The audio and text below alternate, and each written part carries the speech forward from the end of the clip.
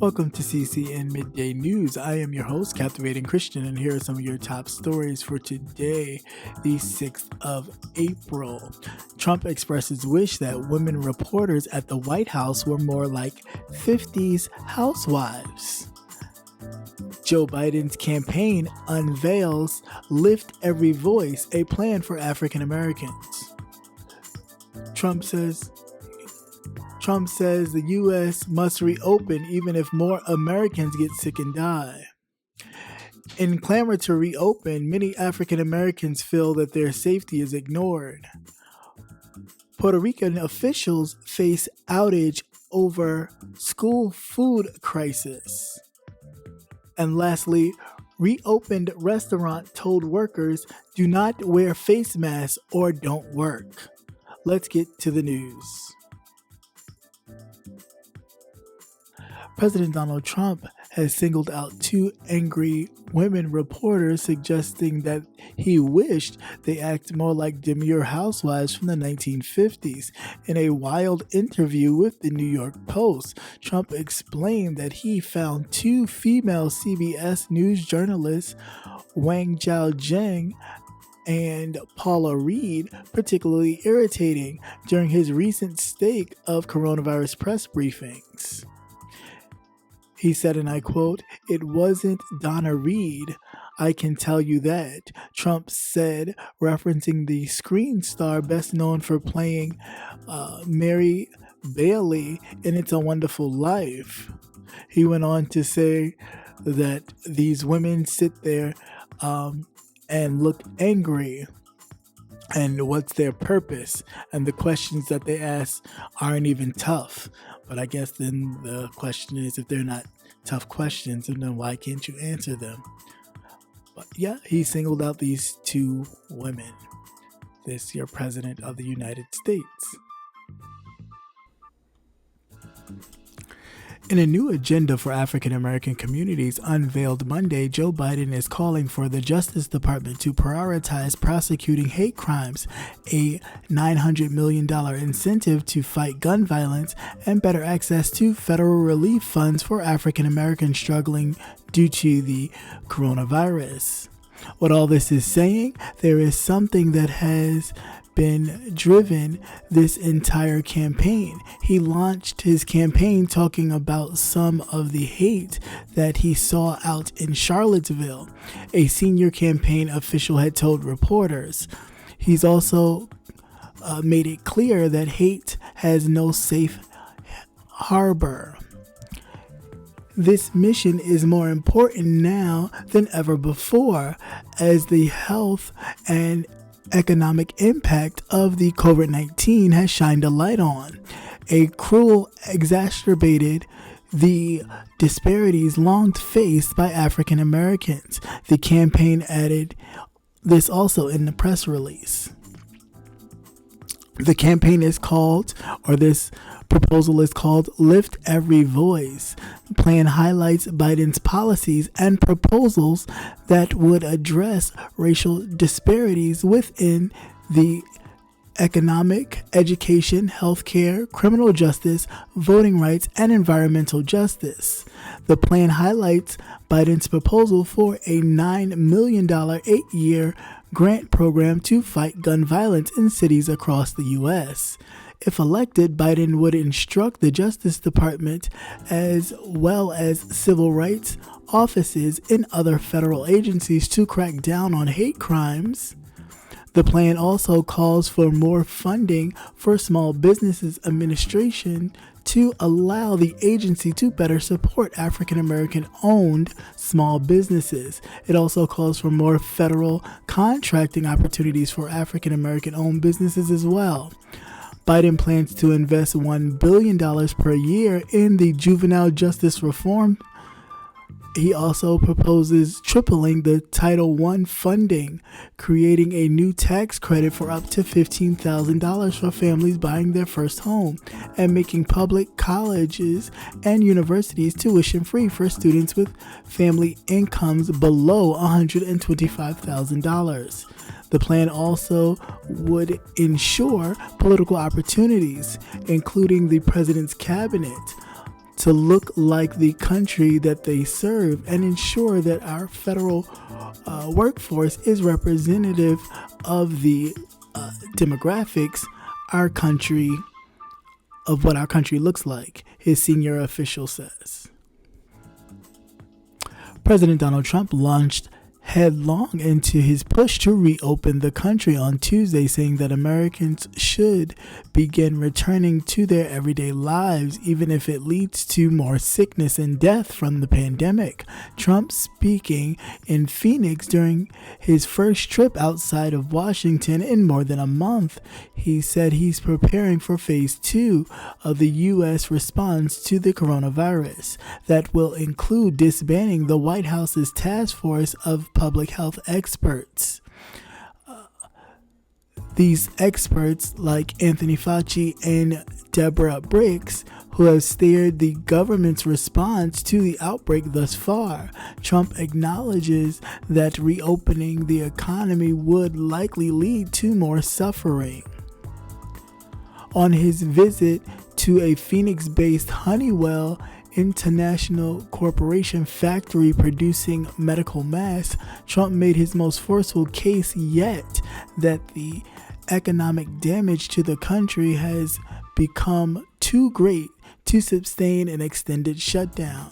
He encouraged Americans to think of themselves as warriors as they consider leaving their homes, a tacit acknowledgement of deep public reservation about reopening the country too soon. The president has expressed an increased frustration with the coronavirus sparking recession that has put more than 30 million Americans out of work and hurt his case for a second term. The U.S. continues to sport the largest coronavirus outbreak in the world, with about 1.2 million people infected and more than 70,000 killed so far. To many African Americans watching protests calling for easing restrictions meant to slow the spread of the new coronavirus see them as one more example of how their health, their safety, and their rights just don't seem to matter. To many, it seems that the protesters who have been predominantly white are aggravating for reopening because they won't be the ones to suffer the consequences. So far, the facts are proving them right. The consequences of keeping some businesses open have been falling disproportionately on the shoulders of Black people and other marginalized groups. The pandemic has highlighted and often deepened gaps, inequalities in the United States and around the world. Black people are dying in a disproportionately number of the COVID-19 in the United States. People of color are especially exposed because they are more likely to hold many of the jobs that were deemed essential. And as the reopening starts, they are likely to be among those in the workplace to open first. For instance, in New York City, the epicenter of the U.S. outbreak, Black people make up just under 25% of the population, but more than 40% of the public transportation workers. Demonstrators from Alabama to Michigan haven't forced on race. Instead, they advocate preserving constitutional freedoms and talk about the catastrophic toll on small businesses. The protesters have included organized groups like anti-vaccine advocates, gun rights supporters, and even militia, and many have expressed support for President Donald Trump, reflecting the way the discussion has become partisan. But many African Americans say that the fact that the protesters are advocating a risky path reveals a privileged position. Puerto Rico's government has failed to tap into millions of federal dollars set aside for the island as a growing number of unemployed parents struggle to feed their children in a U.S. territory where nearly 70% of the public school students are poor. The roughly $290 million that the U.S. government made available to help Puerto Rico's school children amidst the coronavirus lockdown has remained untouched for more than a month because local officials have not submitted a plan detailing how they intend to use the funds. In a move expected to ease the food crisis caused by the shutting of school cafeterias in mid-March, Puerto Rico's governor announced late Wednesday that the cafeteria workers would prepare meals, but only if requested by the mayors of the island's 78 municipalities. City workers would then be in charge of distributing the food to children in need. The announcement came amidst growing outrage over the situation and a day after Education Secretary insisted that he would not reopen school cafeterias that have been closed for nearly 2 months. He said that it was too risky to open them because 64% of the workers are elderly, and he worried about exposing them to children and the coronavirus. It's a dilemma that school districts on the United States mainland have faced, some shuttered cafeterias reopened to distribute food on a takeaway basis. Texas restaurants that reopen at partially capacity last week have a choice to make whether or not their employees should wear masks. One restaurant company landed on a decision that has some employees weighing their safety versus their job. No face masks or face coverings of any kind.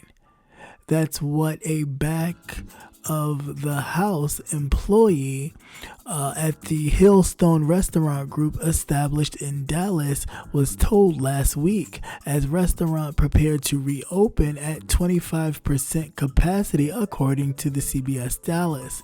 That employee did not want to be identified publicly but expressed discomfort and was told to think about it and then was removed from the schedule. The employee told CBS Dallas. Another employee said some agreed to work because they were offered 40 hours a work week, but they were told if they declined, they wouldn't be eligible for rehire. The employee's management also told her that face masks did not complement the uniform or style of the restaurant. Once again, thank you for watching CCN Midday News. Hope you enjoyed. Please like, share, and subscribe. Also hit that notification button so you will never miss another news update. Have a great day. Peace.